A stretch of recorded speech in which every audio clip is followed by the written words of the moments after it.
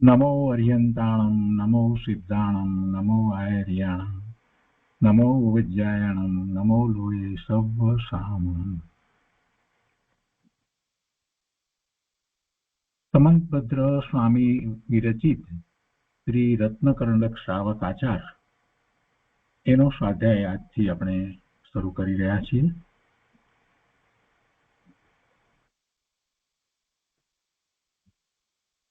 આ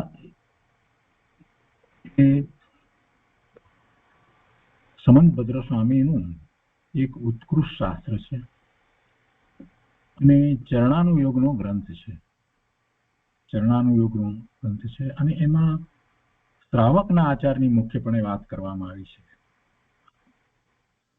સમંતભદ્ર સ્વામીએ આ ગ્રંથની રચના કરી, રત્નકરણક શ્રાવકાચાર અથવા તો રત્નકરણ શ્રાવકાચાર, અને એની ઉપર પ્રભાચંદ્ર આચાર્ય ભગવાનની ટીકા છે અને છોટાલાલભાઈ ગાંધીએ એનું ગુજરાતી ભાષાંતર કરી છે. તો એ આપણે લઈએ છીએ.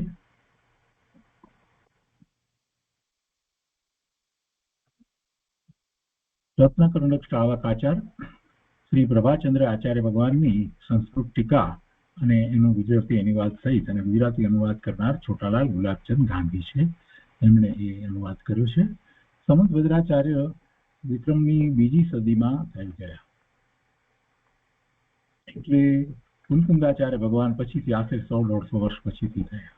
કુલકુંદાચાર્ય ભગવાન 149માં અહીંયા વિક્રમની બીજી સદીની અંદર સમંતભદ્રાચાર્ય થયા. આ ગ્રંથની રચના કરનાર પરમ પૂજ્ય ભાવલિંગી દિગંબર આચાર્ય શ્રી સમંતભદ્રદેવ વિક્રમની લગભગ બીજી શતાબ્દીમાં થયેલ મહાન આચાર્ય છે.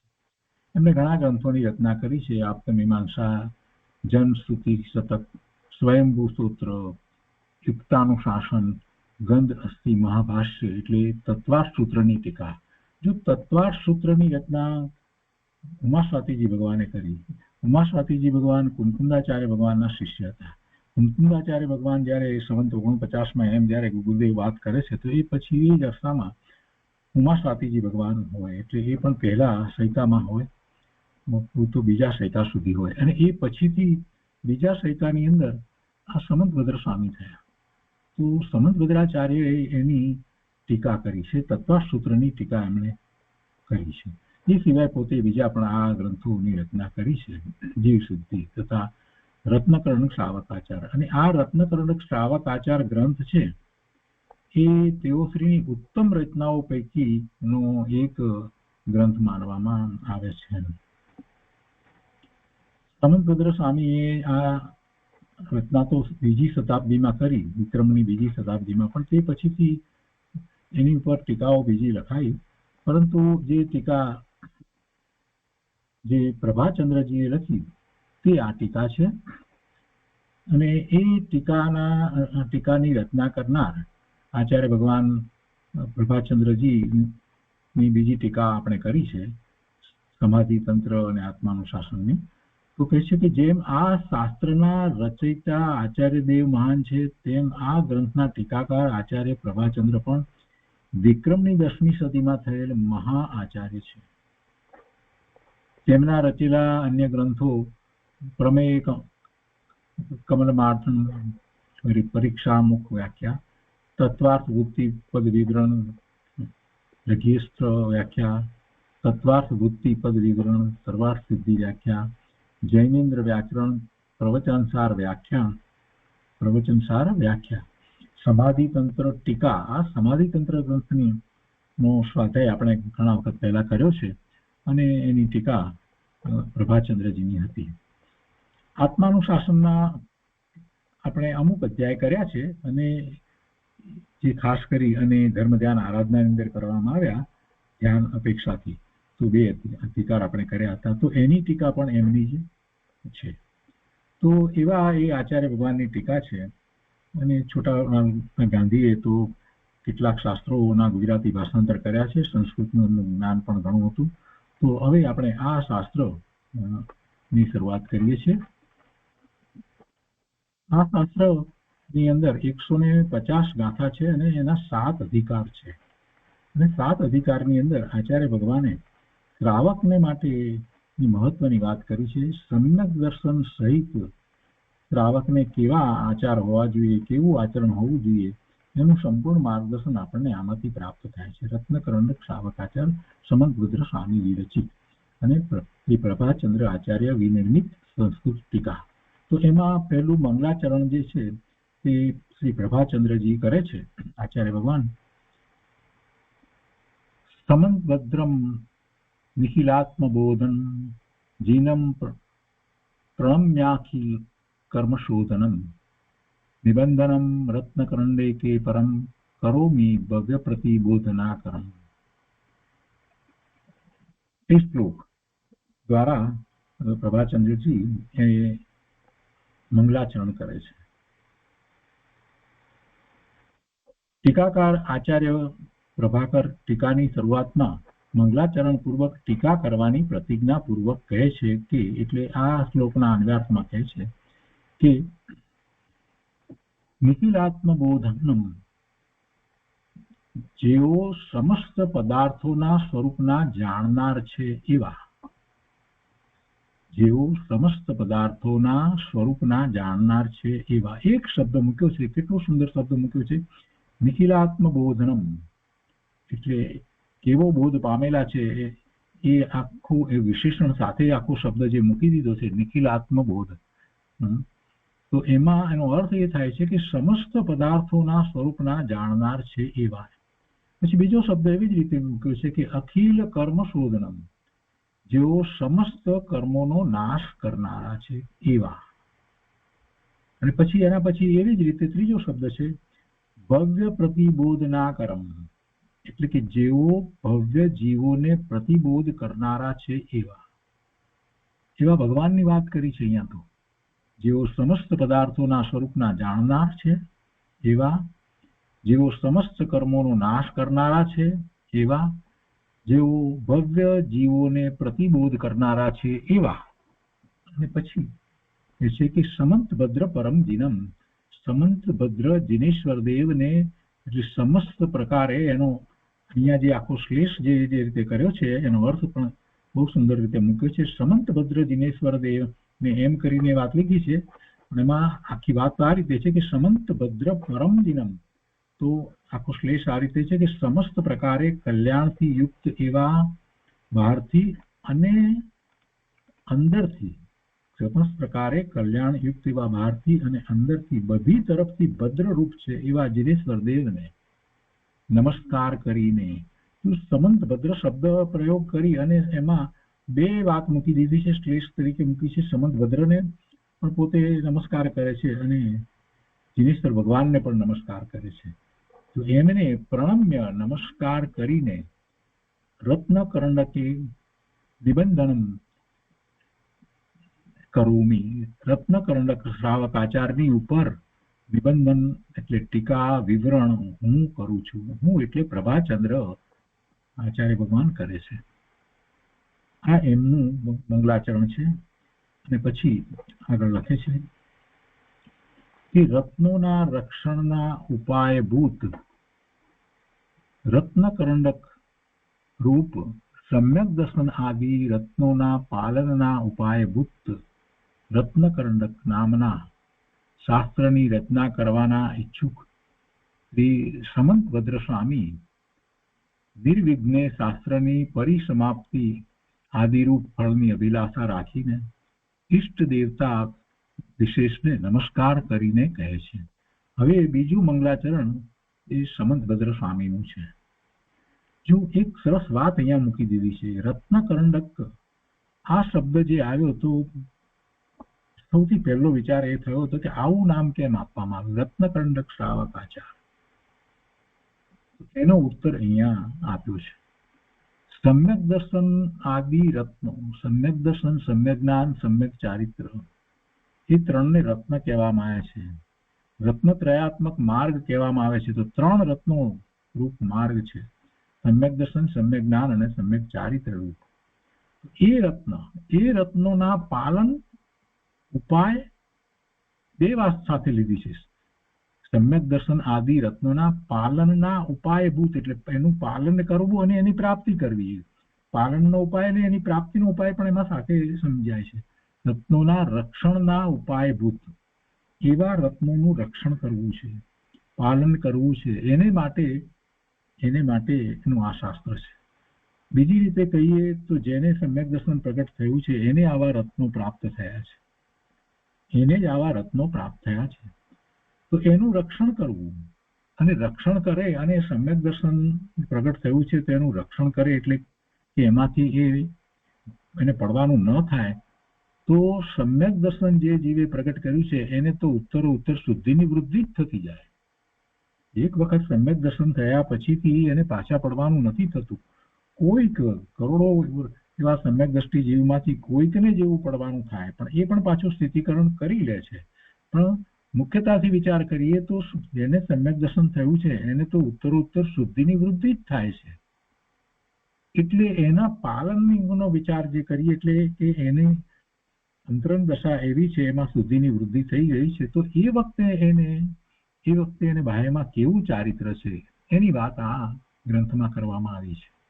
રત્નોના રક્ષણના ઉપાયભૂત રત્નકરંડક રૂપ સમ્યક દર્શન આદિ રત્નોના પાલનના ઉપાયભૂત રત્નકરંડક નામના શાસ્ત્રની રચના કરવાના ઈચ્છુક શ્રી સમંતભદ્ર સ્વામી આ શાસ્ત્રની પરિસમાપ્તિ નિર્વિઘ્ને થાય, સંપૂર્ણ થાય, અને એવી થાય કે જેથી કરી અને જીવોને કલ્યાણનું કારણ થાય, એવી અભિલાષા રાખી અને સૌથી પ્રથમ એ મંગલાચરણ કરે છે. ઈષ્ટ દેવતા વિશેષને નમસ્કાર કરી અને કહે છે, એટલે મંગલાચરણ કરે છે.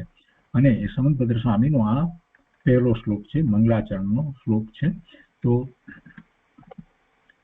નમઃ શ્રી વર્ધમાનાય નિર્દુત કલિલાત્મને સાલોકાના ત્રિલોકાના યદ્વિદ્યા દર્પયાણાયતે.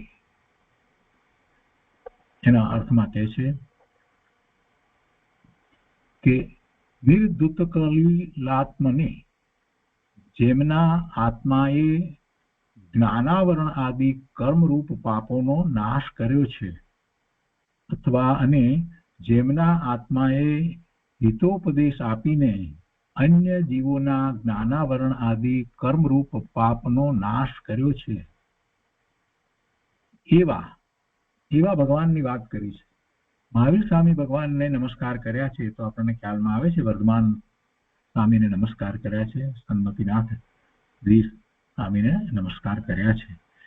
એ તો ખ્યાલ આવ્યો શ્લોક ઉપરથી. પણ અહીંયા એ કેવા છે એ વાત કરી. પ્રભુએ શું પ્રાપ્ત કર્યું છે અને પ્રભુની દિવ્ય ધ્વનિ દ્વારા જીવોનું કેવી રીતે કેવા પ્રકારે કલ્યાણ થાય છે એ વાત સાથે લીધી. કે જેમના આત્માએ જ્ઞાનાવરણ આદિ કર્મરૂપ પાપનો નાશ કર્યો છે,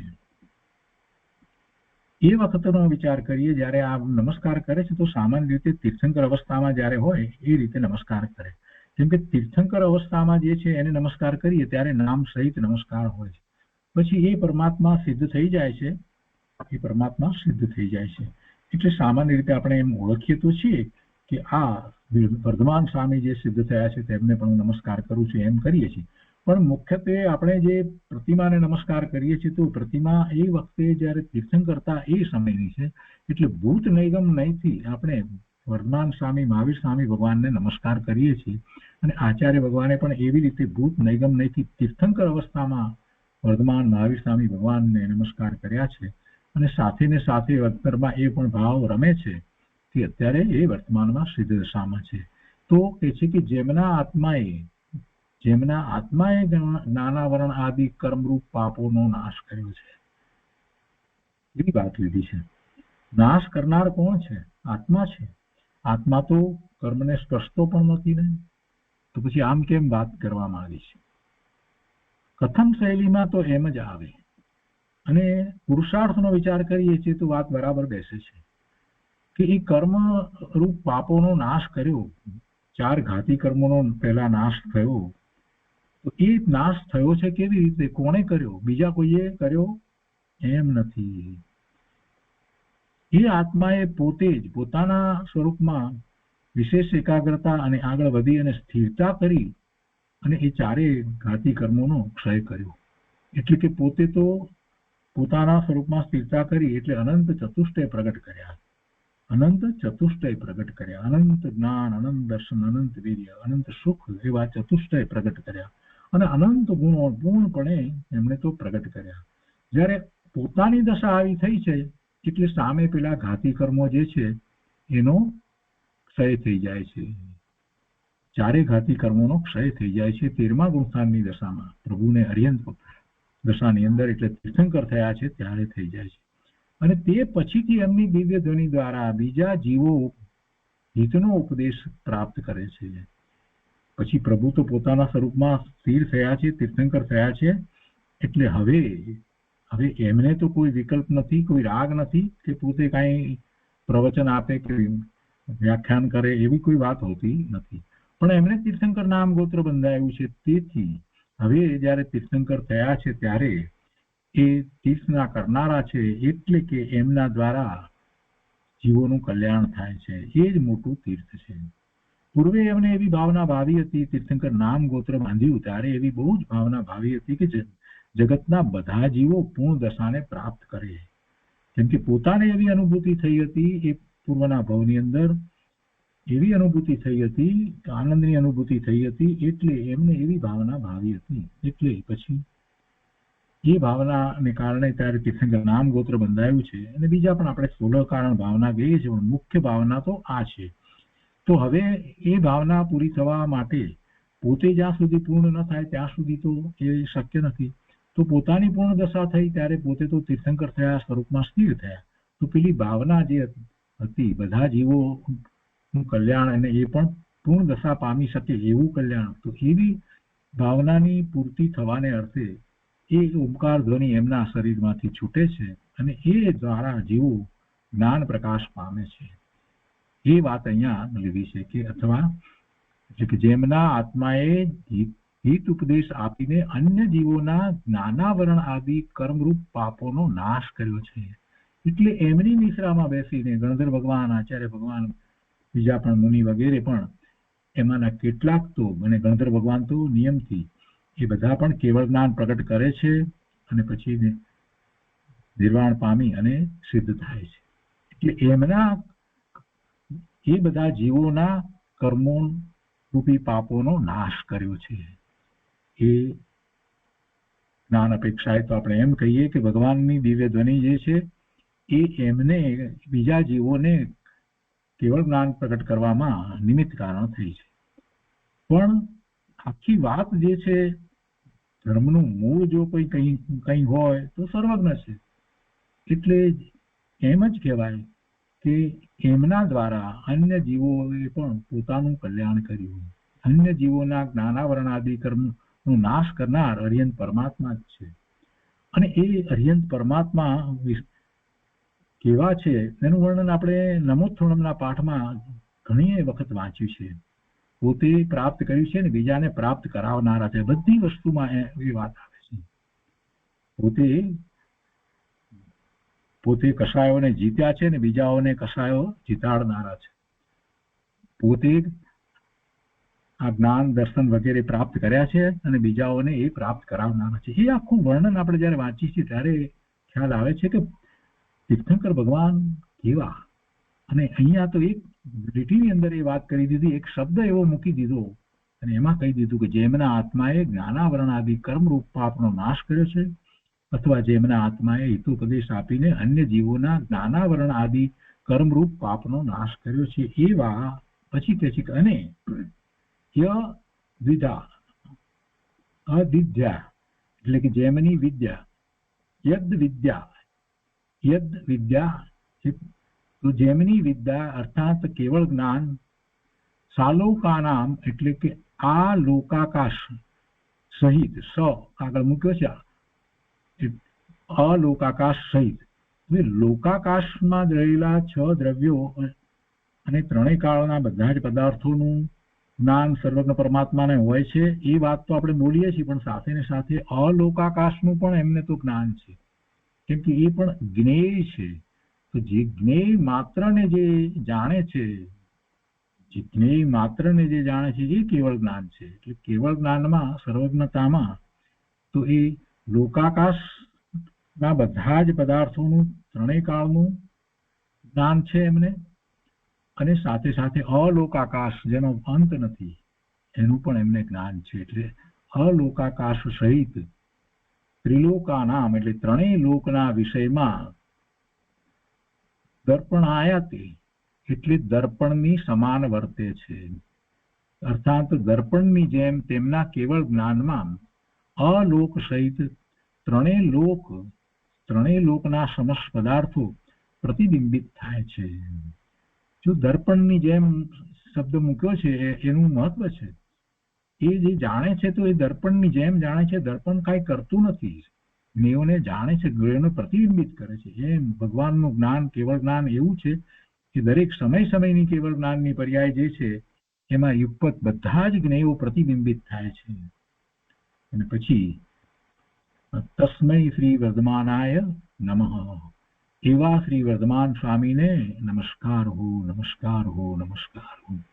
એમ એમણે પ્રભુને નમસ્કાર કર્યા છે. પણ જુઓ, મહાપુરુષોની એક આખી રીત હોય છે. નમસ્કાર કરે છે તો એમાં પણ એમના ગુણોને એવી રીતે થોડાક શબ્દોની અંદર મૂકી દે છે કે જેથી કરી અને એ નમસ્કાર એમણે જે કર્યા છે એનો આપણે વિચાર કરીએ છીએ તો આપણને જેમને એમણે નમસ્કાર કર્યા છે એમના વિશેનો આપણને પૂરો ખ્યાલ આવી જાય છે. વર્ધમાન સ્વામી, તીર્થંકર ભગવાન, કેવળી ભગવાન વિશેનો આપણને એમાંથી ખ્યાલ આવે છે. કેમ કે વર્ધમાન સ્વામી કયા આર્યન પરમાત્મા છે, તીર્થંકર ભગવાન છે, તો બીજા આર્યન પરમાત્મા, બીજા કેવળી છે, એમને પણ એવી જ રીતે કેવળ જ્ઞાન પ્રગટ કર્યું છે. તો એમની પણ કેવી દશા હોય એનો પણ આપણને એના ઉપરથી ખ્યાલ આવી જાય છે. એક થોડાક શબ્દો મૂકી અને આખી વાત એ રીતે લીધી છે. અને આ તો અન્વયાર્થ થયો. અને એની ઉપર જે ટીકા કરવામાં આવી છે એ પણ અદભુત છે. કે છે કે નમ એટલે નમસ્કાર હો. કોને? શ્રી વર્ધમાનાય, અંતિમ તીર્થંકર એટલે આ વર્તમાન ભરત ક્ષેત્રની 24મીના છેલ્લા તીર્થંકર, 24મા તીર્થંકર શ્રી વર્ધમાન સ્વામીને, અથવા તીર્થંકરોના સમુદાયને. એમાં એક અર્થ ગર્ભિતપણે એ ભર્યો છે કે તીર્થંકરોના સમુદાયને પોતે નમસ્કાર કરે છે. એમ વર્ધમાન સ્વામીનો વ્યુત્પત્તિ અર્થ કેવી રીતે થાય છે? જો વર્ધમાન શબ્દ જે મૂક્યો છે ને એમાં મેં એમના વિશે જે વાત મૂકી છે તો એને જરાક અહીંયા વ્યાકરણની અપેક્ષાથી સમજાવે છે પ્રભાચંદ્રજી, આચાર્ય ભગવાન છે પોતે. તો પછી અવ એટલે સમસ્ત પ્રકારે, વૃદ્ધમ એટલે પરમ અતિશયને પ્રાપ્ત થયું છે, માનમ એટલે જેમનું કેવળ જ્ઞાન તે વર્ધમાન. વર્ધમાનનો વ્યુત્પત્તિ અર્થ કેવો કર્યો છે કે સમસ્ત પ્રકારે પરમ અતિશયને પ્રાપ્ત થયું છે જેમનું કેવળ જ્ઞાન તે વર્ધમાન. જો કેવળ જ્ઞાન કહ્યું એટલે એમાં તો બધું આવી ગયું. કેવળ જ્ઞાન આવ્યું, કેવળ દર્શન આવ્યું, અનંત સુખ, અનંત વીર્ય બધું આવી ગયું. એ તો આવી ગયું. પણ સાથે સાથે શું કીધું છે? પરમ અતિશયને પ્રાપ્ત થયું છે જેમનું કેવળ જ્ઞાન તે વર્ધમાન. એટલે પરમ અતિશયો તો એમને 34 અતિશયો હતા. એવા વર્ધમાન સ્વામી જેમને અત્યારે કેવળ જ્ઞાન પ્રગટ થયું છે એ દશા, તો સાથે આ 34 અતિશયની વાત પણ એમાં સમાવી દીધી. આ વ્યુત્પત્તિ અર્થ જે કર્યો એમાં આ વાત લઈ લીધી. અવ વત્તા વૃદ્ધ વત્તા માન એટલે વર્ધમાન એમ શબ્દનો એવો એ રીતે અર્થ કર્યો.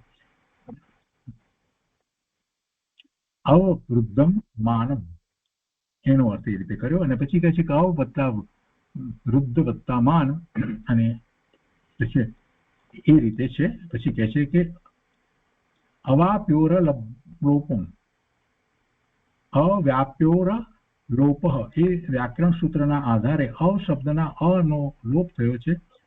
એ થોડું વ્યાકરણ અહીંયા સમજાવ્યું છે. શ્રી વર્ધમાન એટલે શ્રી એટલે લક્ષ્મીથી, અર્થાત બહિરંગ અને અંતરંગ લક્ષ્મીથી. શ્રીનો અર્થ એવો થાય છે, શ્રીનો અર્થ થાય છે લક્ષ્મી. શ્રી એટલે લક્ષ્મીથી સહિત જે છે તે કયા પ્રકારની લક્ષ્મી છે? અંતરંગ અને બાહ્ય એવી લક્ષ્મીથી. કઈ રીતે? તો કે સમવસરણ આદિ રૂપ બહિરંગ લક્ષ્મી, એ બધા 34 પ્રકારના અતિશયો છે એમાં સમવસરણ આદિ છે તે. અને અંતરંગ લક્ષ્મી તો અનંત દર્શન, અનંત જ્ઞાન આદિ અનંત ચતુષ્ટય રૂપ અંતરંગ લક્ષ્મીથી ઉપલક્ષિત જે વૃદ્ધિ પામે તે શ્રી વર્ધમાન છે એમ વ્યુત્પત્તિ અર્થ છે. તેઓ કેવા છે? તો નિર્ધુત કલિલાત્મને, જેમણે પોતાના આત્માના અથવા ભવ્ય જીવોના આત્માના મલનો, જ્ઞાનાવરણ આદિ પાપનો નાશ કર્યો છે. મળનો, મલિનતાનો નાશ કર્યો છે. કર્મરૂપી મલિનતાનો જેમણે નાશ કર્યો છે પોતાના અને બીજા જીવોના. એવા તેમને જેમની કેવળ જ્ઞાન રૂપ વિદ્યા શું કરે છે? તો કે જે દર્પણાય તે દર્પણની જેમ આત્મામાં પ્રગટ કરે છે. કોને? તો ત્રિલોકાના, ત્રણ લોકને એમની કેવળ જ્ઞાન વિદ્યા એ પ્રગટ કરે છે. તો ત્રણ લોકમાં તો જે 6 દ્રવ્યો છે અને 6 દ્રવ્યોની બધાની અનંત પર્યાયો છે. અનંત દ્રવ્યો અને અનંત દ્રવ્યોની બધી પર્યાયો એ 3 લોકની અંદર છે. પહેલા એ 3 લોક કેવા છે એની વાત કરે છે કે કેવા લોકને, 3 લોકને કહ્યું એટલે કેવા લોકને, તો એમાં જે શબ્દ પ્રયોગ કરવામાં આવ્યો અલોકને સહિત કહેવામાં આવ્યું છે ને, તો સલોકાકાના એટલે એટલે એની સંધિ ભેગી કરી એટલે શાલોકાકાના એટલે આ અલોકાકાશ સહિત લોકને. આનો અર્થ એ છે કે જેમ દર્પણ એટલે અરીસો દર્શકની, દેખનારની નિજ ઇન્દ્રિયોને અગોચર, અવિષયભૂત એવા મુખ આદિને પ્રકાશિત કરે છે, પ્રગટ કરે છે, તેમ તેવા પ્રકારના અલોક સહિત 3 લોકને તેમનું જ્ઞાન, કેવળ જ્ઞાન પ્રકાશિત કરે છે. જો અહીંયા એક બીજી વાત દર્પણ વિશેની મૂકી દીધી છે કે દર્પણમાં આપણને પોતાનું મોઢું દર્પણ સિવાય ક્યાં દેખાય છે? અરીસા વિના આપણને આપણું મોઢું દેખાતું નથી, આપણને દેખાતું નથી. એટલે એવા મુખને કોણ દર્શાવે છે? એ અરીસો દર્શાવે છે. તો એ દર્શાવે છે એટલે પોતાને પણ એ દર્શાવે છે. એટલે અહીંયા તો એ વાત લીધી છે કે કેવળ જ્ઞાન કેવું છે? એ જગત આખાના બધા પદાર્થોને તો પ્રકાશિત કરે છે, એટલે કે પ્રતિબિંબિત કરે છે, પણ એ જ વખતે પોતે પોતાને પણ દેખે છે, જાણે છે, અનુભવે છે. પોતાને પણ અહીંયા વાત લીધી ને, ઇન્દ્રિયોને અગોચર, નિજ ઇન્દ્રિયોને, પોતાની ઇન્દ્રિયોને જે ખ્યાલમાં નથી આવતું, આપણને ખ્યાલમાં નથી આવતું, આપણું મોઢું દેખાતું નથી. આંખ દ્વારા આપણે બીજાને જોઈએ છીએ, પણ આપણે આપણને ક્યાં જોઈ શકીએ છીએ? એ કેવી રીતે જોઈએ છીએ? અરીસા દ્વારા જોઈએ છીએ. તો આ દર્પણની જેમ પ્રભુ જગત આખાના જ્ઞેયોને તો પ્રતિબિંબિત કરે છે, દર્શાવે છે, પણ સાથે ને સાથે પોતે પોતાને પણ જાણે છે. એટલે આ આખી બીજી રીતે વાત પણ સાથે લીધી કે નિજ ઇન્દ્રિયોને અગોચર અવિષયભૂત એવા મુખ આદિને પ્રકાશિત કરે છે, પ્રગટ કરે છે, તેમ તેવા પ્રકારના અલોક સહિત 3 લોકને તેમનું જ્ઞાન, કેવળ જ્ઞાન પ્રકાશિત કરે છે. અહીં શ્લોકના પૂર્વાર્ધથી, પહેલા ભાગથી ભગવાનની સર્વજ્ઞતાનો ઉપાય અને ઉત્તરાર્ધથી સર્વજ્ઞતા કહેવામાં આવી છે. પહેલા ભાગથી ભગવાને સર્વજ્ઞતા કેવી રીતે પ્રકટ કરી છે, કર્મ રહિત દશા કરી, અને એની વાત લીધી છે. અને ઉત્તરાર્ધથી સર્વજ્ઞતા કેવી છે એ કહેવામાં આવી, એ આપણે સમજ્યા. ભાવાર્થમાં કે છે, જો ભાવાર્થ અને વિશેષ કંઈક અર્થ જે વગેરે જે લખવામાં આવ્યા છે એ છોટાલાલભાઈએ લખ્યા છે. છોટાલાલભાઈ ખૂબ અભ્યાસી હતા અને ગુણગોળ આવતા હતા અને પૂજ્ય ગુરુદેવના પ્રવચનો વગેરે પણ ખૂબ સાંભળતા હતા. એટલે એમણે કેટલા બધા પાછા શાસ્ત્રોનો પણ એમણે અભ્યાસ કર્યો હતો. એટલે કેટલીક વાત બધી એમને બીજા શાસ્ત્રની લીધી છે. કેમ કે અહીંયા કોઈને પ્રશ્ન થાય કે પ્રભાચંદ્ર આચાર્ય તો 10મા સૈકામાં થઈ ગયા, અને એ વખતે 10મા સૈકામાં જયારે થઈ ગયા તો ત્યારે તો મોક્ષ માર્ગ પ્રકાશક વગેરે હતા નહીં, તો એ બધી વાત આમાં કેવી રીતે આવી? તો એટલા માટે સ્પષ્ટતા કરું છું કે જે ટીકાનું ગુજરાતી જે ભાષાંતર કર્યું છે એ પ્રભાચંદ્ર આચાર્ય ભગવાનની ટીકા છે, અને તે પછીથી જે ભાવાર્થ અને જે વિશેષ અર્થ જે છે એ છોટાલાલભાઈએ પોતે લખ્યા છે. તો અહીંયા ભાવાર્થમાં કહે છે કે જેઓ સમવસરણ આદિ રૂપ બહિરંગ લક્ષ્મીથી તથા અનંત દર્શન આદિ અનંત ચતુષ્ટય રૂપ અંતરંગ લક્ષ્મીથી વિભૂષિત છે, જેમણે પોતાના આત્માના અથવા ઉપદેશ દ્વારા ભવ્ય જીવોના આત્માના જ્ઞાનાવરણ આદિ પાપ મળનો નાશ કર્યો છે અને જેમના કેવળ જ્ઞાનરૂપ દર્પણમાં અલોકાકાશ રહિત 6 દ્રવ્યોના સમુદાય રૂપ સમસ્ત લોક પોતાની ભૂત ભવિષ્ય અને વર્તમાનની સમસ્ત અનંતા અનંત પર્યાયો સહિત યુગપત પ્રતિબિંબિત થાય છે તેવા અંતિમ તીર્થંકર શ્રી વર્ધમાન સ્વામીને ગ્રંથ કરતા શ્રી સમંત ભદ્રાચાર્યએ અહીં નમસ્કાર કર્યો છે. આગળ કહે છે કે ગાથાના પહેલા અર્ધ ભાગમાં સર્વજ્ઞતાનો ઉપાય બતાવ્યો છે.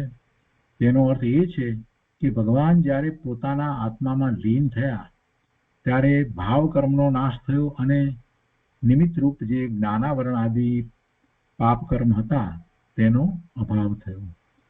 તેથી બંને પ્રકારના કર્મોનો એટલે કે ભાવ કર્મો અને દ્રવ્ય કર્મોનો અભાવ થતા ભગવાનને સર્વજ્ઞપણું પ્રગટ થયું એમ સમજવું. અહીંયા કેટલીક વાત બીજી પણ એમણે લીધી છે કે આ ચરણાનુયોગનું શ્રાવક આચાર શાસ્ત્ર છે. તેનું પ્રયોજન મોક્ષ માર્ગ પ્રકાશક અધ્યાય 8માં નીચે મુજબ જણાવ્યું છે.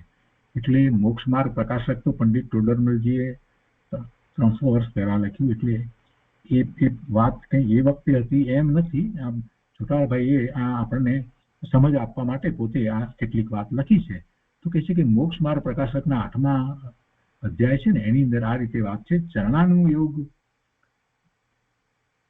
શ્રાવક આચારનું આ શાસ્ત્ર છે તો તેનું પ્રયોજન એ મોક્ષ માર્ગ પ્રકાશકની અંદર ઘણી બધી વાત લેવામાં આવી છે. એમાં આવા શ્રાવક આચારના જે શાસ્ત્ર હોય એના પ્રયોજન સંબંધીની કંઈક વાત છે તો એ એમણે અહીંયા અવતરણ તરીકે લીધી છે.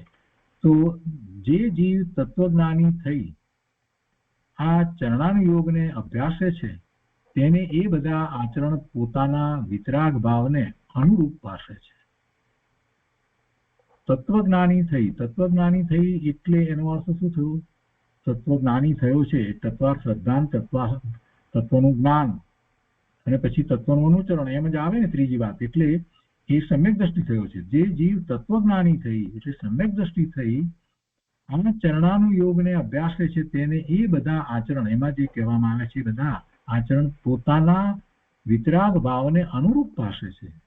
સમ્યક દ્રષ્ટિને આ ચરણાનુયોગના જે આચરણની વાત કરવામાં આવી છે એ બધા આચરણ એને એમ લાગે છે કે બરાબર છે, પોતાને માટે આ ભાવ પોતાને માટે આ આચરણ આમ જ હોવું જોઈએ, પોતાને એ અનુરૂપ પાસે છે. એમ નથી થતું કે ના ના આવા આચરણની મારે શું જરૂર છે, એવું નથી થતું એમ કહેવાનો આશય છે. એને પોતાને અનુરૂપ પાસે છે. સમ્યક દ્રષ્ટિને એમ લાગે છે, મિથ્યા દ્રષ્ટિની તો કોઈ વાત નથી. આગળ બીજી પણ વાત એમણે લીધી છે, અવતરણ લીધું છે કે એક દેશ વા સર્વદેશ વિતરાગતા થતા એવી શ્રાવક મુનિ દશા થાય છે. અહીંયા તો શ્રાવકની વાત છે પણ સર્વદેશ વિતરાગતા થાય એટલે મુનિ દશા કહેવાય. એક દેશ વિતરાગતા એટલે શ્રાવક. તો કે છે કે એક દેશ વા સર્વદેશ વિતરાગતા થતા એવી શ્રાવક મુનિ દશા થાય છે. એક વાત અહીંયા લેવાની છે કે અહીંયા આપણે એમ બોલીએ છીએ કે એક દેશ ચારિત્ર અથવા તો સર્વવીરતી સર્વદેશ ચારિત્ર એમ ચારિત્ર તરીકે આપણે હંમેશા વાત કરતા આવ્યા છીએ. પણ એ વખતે એમને જે વિતરાગતા પ્રગટ થઈ છે ને એની મુખ્યતા છે એ ચારિત્રમાં. કેમ કે એ ચારિત્ર એવું છે એમાં વિતરાગતા જે છે એની વૃદ્ધિ થતી જાય છે, શુદ્ધિની વૃદ્ધિ થાય છે એટલે વિતરાગ ભાવ વધતો જાય છે. એટલે અહીંયા એને માટે એક દેશ વિતરાગતા કે સર્વદેશ વિતરાગતા એમ શબ્દ પ્રયોગ કર્યા છે. એક દેશ ચારિત્ર અથવા તો દેશ ચારિત્ર એમ નથી લીધું, એને બદલે આ રીતે લીધું છે. કેટલી સરસ રીતે આખી વાતને પંડિત ટોડરમલજીએ લીધી છે કે એક દેશ વા સર્વદેશ વિતરાગતા થતા એવી શ્રાવક, એક દેશ એટલે શ્રાવક અને સર્વદેશ એટલે મુનિ દશા થાય છે. કારણ કે એ એક દેશ વા સર્વદેશ વિતરાગતા અને આ શ્રાવક મુનિ દશાને નિમિત્ત નૈમિત્તિકપણું હોય છે. એ દશાને અને અહીંયા જે ચારિત્ર કહેવામાં આવ્યું છે એને નિમિત્ત નૈમિત્તિક ભાવ છે, એવો નિમિત્ત નૈમિત્તિક સંબંધ છે. જેને એવી વિતરાગતા પ્રગટી છે એને એવું જ ચારિત્ર હોય છે. એક દેશ છે એટલે શ્રાવક છે તો એને શ્રાવકને અનુરૂપ ચારિત્ર હોય. મુનિ છે તો મુનિને અનુરૂપ 28 મૂળ ગુણ સહિત ચોખ્ખું દ્રવ્યલિંગ હોય છે, એવો જ નિમિત્ત નૈમિતિક સંબંધ છે. અને એમ જાણી શ્રાવક અને મુનિ ધર્મના ભેદોને ઓળખી જેવો પોતાને વિતરાગ ભાવ થયો હોય તેવો પોતાને યોગ્ય ધર્મ સાધે છે. તેમાં પણ જેટલા અંશે વિતરાગતા હોય છે તેને તે કાર્યકારી જાણે છે, જેટલા અંશે રાગ એટલે શુભભાવ રહે છે તેને છોડવા લાયક એટલે હે જાણે છે, તથા સંપૂર્ણ વિતરાગતાને પરમ ધર્મ માને છે. એ પ્રમાણે ચરણાનુયોગનું પ્રયોજન છે. અને પછી કહે છે કે ઉપરોક્ત સિદ્ધાંત મુજબ આ શાસ્ત્રમાં નિમિત્ત નૈમિતિક સંબંધના કથનો છે. એમ જાણીને તે મુજબ નય વિવક્ષા મુજબ સર્વત્ર યથાર્થ ભાવ સમજવો. આ વાત એટલા માટે કરી છે છોટાલાલભાઈએ કે આપણને દ્રવ્યાનુયોગના શાસ્ત્રોનો ઘણો અભ્યાસ હોય અને ત્યાં તો હંમેશા સોનગઢમાં તો એ ચાલતું જ હતું. સમયસાર, પ્રવચનસાર આદિ ગ્રંથોનો સ્વાધ્યાય હંમેશા હોય. પૂજ્ય ગુરુદેવ તો એના ઉપર ખૂબ વિસ્તાર કરતા હતા. એટલે આપણને હંમેશા એમ લાગે કે જે નિશ્ચય નહીંથી વસ્તુ સ્વરૂપ જે છે એની જ મુખ્યતા છે. અને એમ લાગે તો પછી સાથે રહેલું જે બાહ્ય ચારિત્ર છે એનો આપણને વિચાર ન આવે. એટલે અહીંયા એમણે એ રીતે સ્પષ્ટતા કરી છે કે કેટલીક વાત અહીંયા એવી રીતે કરી હોય કે ચરણાનુયોગની વાતની અંદર આ આચરણ કરવાથી આમ થાય અથવા તો એના ફળ સ્વરૂપે આમ થાય કે એ જે કંઈ વાત કરવામાં આવી હોય તો એમાં કોઈ ખોટો અર્થ ન કરવો કે ના ના એવું નથી, સમયસારમાં તો આમ કહ્યું છે, પ્રવચનસારમાં તો આમ કહ્યું છે, નિયમસારમાં આમ કહ્યું છે. એમ અર્થ દ્રવ્યાનુયોગના શાસ્ત્રમાં જે રીતે નિશ્ચયની મુખ્યતાથી દ્રવ્યાર્થિક નયની મુખ્યતાથી કથન કરવામાં આવે છે એવી રીતે અર્થ અહીંયા દરેક જગ્યાએ લાગુ ન પાડવો. અહીંયા યાદ રાખવું, દરેક વખતે અહીંયા યાદ રાખવું કે આ ચરણાનુયોગનું શાસ્ત્ર છે અને અહીંયા એ પ્રમાણે એ નય વિવક્ષાથી એનો અર્થ કરવો. એટલે અહીંયા છોટાલાલભાઈ આ એક વાત મૂકી દીધી છે કે ઉપરોક્ત સિદ્ધાંત મુજબ આ શાસ્ત્રમાં નિમિત્ત નૈમિતિક સંબંધના કથનો છે. એટલે પહેલી જ વાત મૂકી દીધી કે સમ્યક દ્રષ્ટિ છે તો એને એની જે દશા છે, પાંચમા ગુણસ્થાનની દશા છે તો જે રીતે હોય છે તે રીતની વાત હોય, મુનિ દશા છે તો એ રીતની વાત હોય. એટલે એવા બાહ્યમાં આચરણ હોય છે, એવો નિમિત્ત નૈમિતિક સંબંધ છે. આ મુખ્ય વાત પહેલા કરી દીધી. એટલે એમ જાણી તે મુજબ નય વિવક્ષા મુજબ સર્વત્ર યથાર્થ ભાવ સમજવું. વચ્ચે વચ્ચે પછી જયારે આ બધી વાત આવે ત્યાર પછીથી એમ કૂદી ન પડવું મંદિરમાંથી કે ના ના આવું કઈ હોતું નથી, આનાથી તો કાંઈ નથી, આ તો માત્ર શુભભાવ છે. એમ કરીને એ મૂળ જે અહીંયા ચરણાનુયોગની મુખ્યતાથી જે વાત કરવામાં આવી હોય એને ઉડાડવી નહીં કે એને ગણકારવી નહીં, એમ ન થવું જોઈએ. એટલા માટે આ વાત લીધી છે. કેમ કે અહીંયા તો એ જ રીતે કથન આવશે. ભગવાનની સ્તુતિ કરવાની હોય ત્યારે તેમનું નિમિત્તપણું જ બતાવવામાં આવે છે. એક ઉદાહરણ આપીને વાત સમજાવી. એ રીતે જોવા જઈએ તો ભગવાનની સ્તુતિ કરવાની ક્યાં વાત રહી? ભગવાનની સ્તુતિ છે એ પણ શુભ ભાવ છે. પછી ભગવાનની સ્તુતિ પણ ન કરવી અને ભગવાનની સ્તુતિની વાત આવે ત્યારે આપણે શું કરવાનું? કાંઈ નહીં કરવાનું. એમ એવી વાત નથી હોતી. એ પણ એક વાત છે. નાની ધર્મીને પણ સ્તુતિનો ભાવ આવે છે ને. ગુરુદેવે વાત વારંવાર સમજાવી છે. તો અહીંયા ચરણાનુયોગની જે વાત છે એને પણ એ રીતે નિમિત્ત નૈમિતિક સંબંધપૂર્વક સમજવી, એ નયથી વાતને સમજવી, એ નયથી સમજવી, એ અપેક્ષાથી વાતને સમજવી. અને પછી કેટલીક વાત એમને લીધી છે. શ્રી પ્રવચનસાર ગાથા 1 થી 5 તથા ટીકા એમાં કહે છે કે હવે તેઓ નમસ્કાર કર્યા પછી તેઓ શું કરવા લાગે છે તે કહે છે. અને પછી એ આગળ જે છે તે બીજી ગાથા કહેશે. તો આ ઉપરનું જે વાત કહેવામાં આવી પ્રવચનસાર ગાથા 1 થી 5 ની ટીકામાંથી કંઈક વાત એમણે લીધી છે. તો નમસ્કાર કર્યા પછીથી જે આગળ વાત આવે છે બીજી ગાથાથી, તો એ આપણે આવતા સ્વાધ્યાયમાં લઈશું. આજનો સ્વાધ્યાય આપણે અહીંયા સુધી રાખીએ છીએ.